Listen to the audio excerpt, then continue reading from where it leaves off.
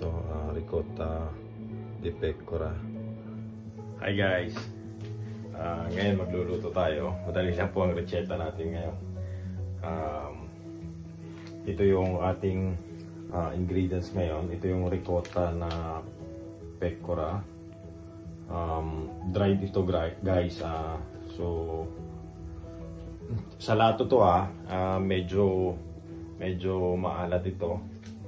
So ngayon kakailanganin natin ito yung pasta na gagamitin natin. Fusilli, tapos extra virgin oil.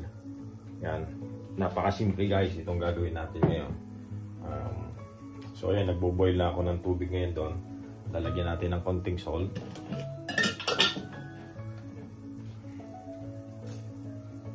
Yan, tapos ilagay na natin guys yung ating pasta.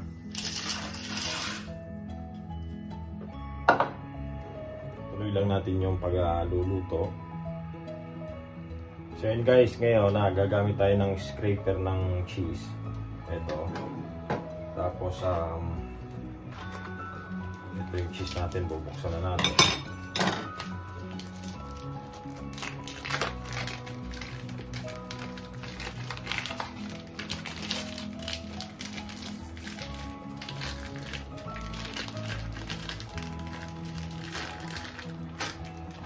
Tignan nyo, ang tigas niya. Para siyang bato. So yan, scrape lang natin guys. Pero napakalasa nito guys, napakasarap.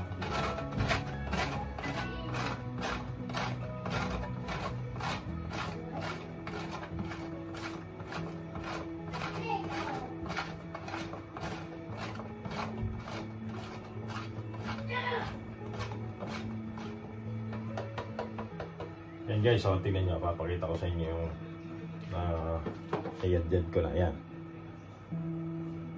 So yan, pwede nyo kainin ng ganyan. Napakasarap niya. Ang lasa niya ay nag-aagaw yung asin at saka yung pagkarikota niya.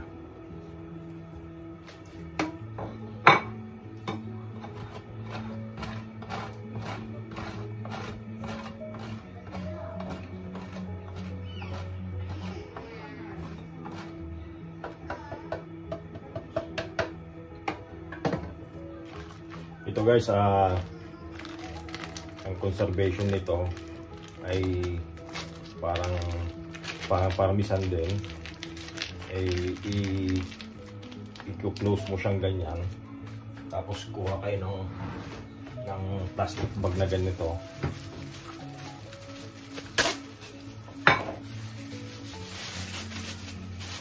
Yan, tapos ilagay nyo ulit sa ref.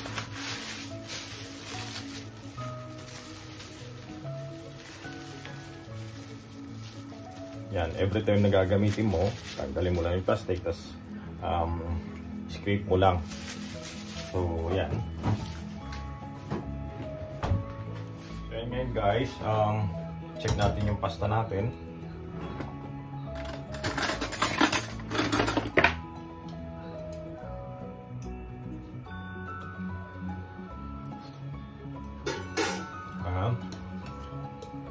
Pwede na natin salain.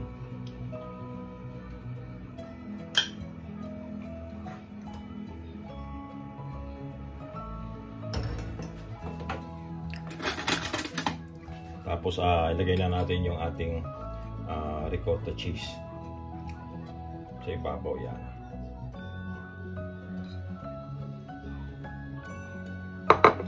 Tapos yung olive oil natin.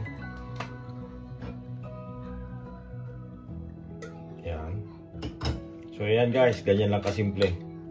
So yan guys, ganito lang kasimple yung ating pasta with ricotta sa lata. So yan, buon appetito.